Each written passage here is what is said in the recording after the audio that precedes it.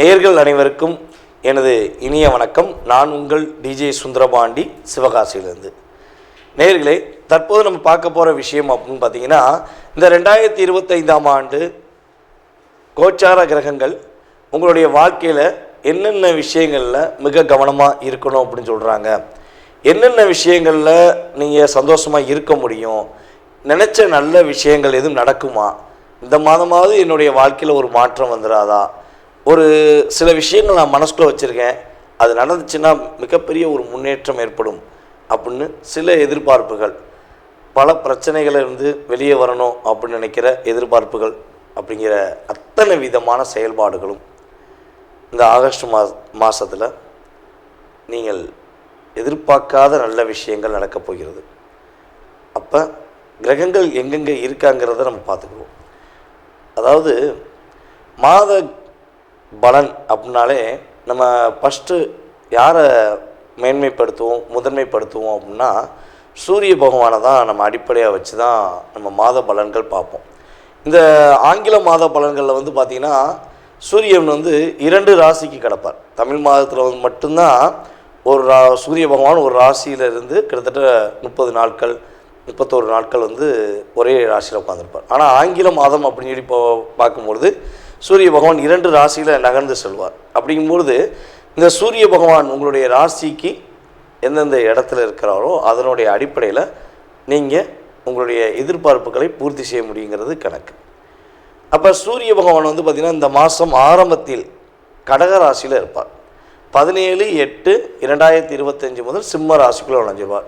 புதன் பகவான் வந்து பார்த்திங்கன்னா கடக ராசியில் தான் இருப்பார். செவ்வாய் கன்னி ராசியில் இருப்பார்.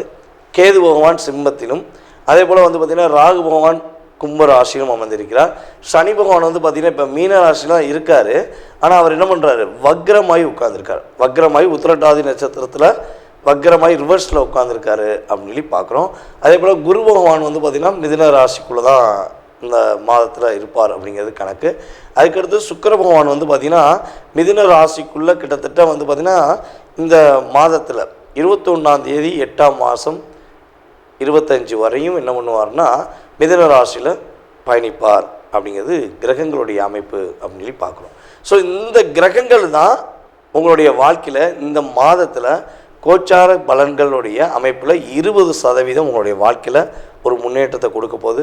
வாங்க உங்களுடைய ராசிக்கான முழு பலன்களை நீங்கள் பார்க்கலாம். மகர ராசி அன்பர்களுக்கு 2025ஆம் ஆண்டு ஆகஸ்ட் மாதத்தில் கோச்சார கிரகங்கள் என்னென்ன மாற்றங்களை கொடுக்க போகின்றன, என்னென்ன விஷயங்கள்லாம் ஒரு முன்னேற்றம் ஏற்பட போது, எதில் கவனமாக இருக்கணும் அப்படிங்கிறத பற்றி பார்க்க போகிறோம்.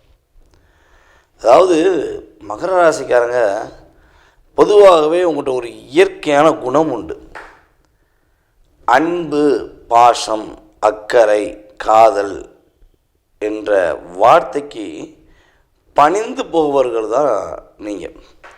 ஆனால் துரோகம் ஒருத்தவங்க செஞ்சிட்டாங்க, இல்லை உங்களை கஷ்டப்படுத்திட்டாங்க அப்படின்னா நீங்கள் நினச்சிட்டீங்க அப்படின்னா அவங்க காலி.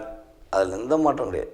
அப்படியே உள்ளுக்குள்ளே வச்சு வச்சு வச்சு வச்சு எப்படியாவது செயல்படுத்தி தான் நீங்கள் நிம்மதியாக தூங்குவீங்க.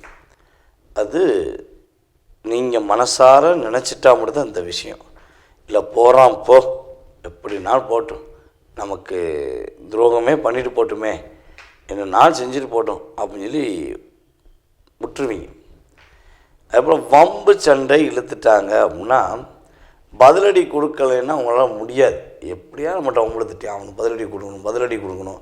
அந்த வேகம் மனசுக்குள்ள ஓடிக்கிட்டே இருக்கும், குதிரை மாதிரி ஓடிக்கிட்டே இருக்கும். அப்படியே முடியாதரா அப்படின்னு வந்து ஓடிக்கிட்டே இருக்கும். மற்றவர்களுக்கு ஒரு பிரச்சனை, உடன் பிறந்தவர்களுக்கு ஒரு பிரச்சனை, அல்லது தன்னை புரிந்து கொண்டவர்களுக்கு ஒரு பிரச்சனைனா என்ன உருவாகுது, என்ன ஒரு பொருள் போகுது, இல்லை என்ன வீடு போகுது, என்ன உயிரே போகுதுனாலும் பரவாயில்ல, அவங்க நல்லா இருக்கணும் அப்படிங்கிற இயற்கையான குணம் தான் உங்களுக்கு. இப்படிப்பட்ட ஒரு நல்ல பண்புகள் கொண்ட நம்மளுடைய மகர ராசிக்காரர்களாகிய நீங்கள் இந்த மாதத்தில் வீட்டில் சுப விரய செலவுகள் ஏற்படும். சுப செலவுனாலே விரயம்தான். ஏன்னா நம்ம கையில் உள்ள பொருளையோ நம்ம கையில் உள்ள ஒரு பணத்தையோ நீங்கள் செலவழித்து ஒரு சந்தோஷத்தை பெற போகிறீங்கன்னா அது சுப செலவு. அதே மருத்துவத்துக்கு போய் கொடுக்க போகிறீங்கன்னா அது என்ன சொல்லுது, விரைய செலவுலேயே அசுப செலவுன்னு சொல்லுவோம். அதனால் ஒரு நன்மையும் கிடைக்காது. கவலைப்பட்டு கஷ்டப்பட்டு துன்பப்பட்டு துயரப்பட்டு வாழ்ந்துட்டேனே அப்படிங்கிற சூழ்நிலை தான் உங்களுக்கு கிரகங்கள் கொடுத்துருக்கும். இந்த மாதம் வண்டி வாகனங்கள் வாங்குவதற்கான ஒரு யோகம் உண்டு. புதிய வண்டி வாங்கணும் ஆசைப்படுறீங்கன்னா வாங்குவீங்க. புதுசாக புல்லட் வாங்கி தான் ஓட்டுவான் அப்படிங்கிற மாதிரி நீங்கள் யோசிக்கிறீங்கன்னா உறுதியாக உங்களுக்கு பிடிச்ச ஒரு வண்டி வாங்கக்கூடிய காரோ வண்டி வாகனமோ 2 சக்கரமோ 4 சக்கரமோ எத்தனை சக்கரமாக இருந்தாலும் பரவாயில்லையா வண்டி வாங்குவையா அப்படிங்கிற மாதிரி ஒரு கிரக அமைப்புகள் உங்களுக்கு உண்டு. காதல் சம்பந்தப்பட்ட விஷயங்களில் ஏற்பட்ட பிரச்சனை, போராட்டம், கவலைகள் அல்லது என்னை புரிஞ்சுக்கிறவே மாட்டேங்காங்க அப்படிங்கிற சூழ்நிலை யார் மகர ராசி என்பவர்கள் இந்த வீடியோ பார்க்குறீங்களோ உறுதியாக உங்களை காதலை புரிந்து கொண்டு உங்கள் மீது அன்பு செலுத்துவதற்கான வாய்ப்பு, உங்களுக்கு அக்கறையாக இருப்பதற்கான வாய்ப்பும் சூழ்நிலையும் கிரகங்கள் கொடுக்கின்றன. விரைய செலவுகள் என்று பார்க்கும்போது சுப செலவுகள் உங்களுக்கு அதிகரிக்கும். விரைய செலவில் அசுப செலவுகள் உங்களுக்கு உறுதியாக இந்த மாதத்தில் தேவையில்லாத மருத்துவ செலவோ தேவையில்லாத பிரச்சனையோ உங்களை நாடி வருவதற்கான வாய்ப்புகள் குறைவு. ஆன்லைன் வர்த்தகம் சம்பந்தப்பட்ட செயல்பாடில் நம்மளுடைய மகர ராசி என்பவர்கள் உறுதியாக வெற்றி பெறுவதற்கான வாய்ப்புண்டு. பணம் உங்களுக்கு கேட்டத்தில் கிடைக்கும், பதவி உயர்வு கிடைக்கும், ஒரு அங்கீகாரம் கிடைக்கும் என்பது நிதர்சனமான உண்மை.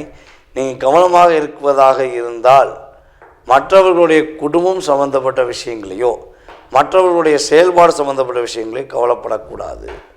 நீங்கள் கவனமாக இருக்க வேண்டும். அடுத்தவர்களுக்காக கவலைப்பட்டீங்கன்னா நீங்கள் உங்களுக்காக ஒரு கவலைப்பட்டு எங்கேயாவது நிற்க வேண்டிய சூழ்நிலை வந்துடும். உங்களுடைய குழந்தைகளுடைய உடல் ஆரோக்கியம் சம்மந்தப்பட்ட விஷயங்களை கவனம் செலுத்துங்க. கொஞ்சம் அதிகமான மறதிகள் வரும். இந்த மறதியை கண்ட்ரோல் பண்ணணுன்னா என்ன பண்ணலாம் அப்படின்னு சொல்லி நினச்சிங்கன்னா எனக்கு கீழே உள்ள வாட்ஸ்அப் நம்பருக்கு உங்களுடைய டீட்டெயில்ஸ், உங்களுடைய பேர், நீங்கள் எந்த ஊர்லேருந்து பேசுகிறீங்க அப்படிங்கிறத அனுப்பிவிடுங்க. உங்களுக்கு இந்த கேள்வி, அதாவது மறதியை சரி செய்வதற்கான வழிபாடு மற்றும் பரிகாரங்கள் மற்றும் உங்களுக்கு ஃப்ளவர் மெடிசன்ஸ் என்று சொல்லக்கூடிய மலர் மருத்துவம் சம்பந்த செயல்பாடுகள் மூலமாக மாற்றத்தை கொடுப்பதற்கு நான் காத்திருக்கிறேன். உறுதியாக உங்களோட டீட்டெயில்ஸை எனக்கு வாட்ஸ்அப்பில் அனுப்புங்க, தெளிவாக சொல்லிடலாம். ஓகேவா? ஸ்ரீ குபேரன் டிவியை பார்த்தமைக்கு நன்றிகள். மேலும் இது போன்ற தகவல்களை தெரிந்து கொள்ள ஸ்ரீ குபேரன் டிவியை சப்ஸ்கிரைப் செய்யுங்கள். மறக்காமல் பெல் ஐக்கானை கிளிக் செய்யுங்கள்.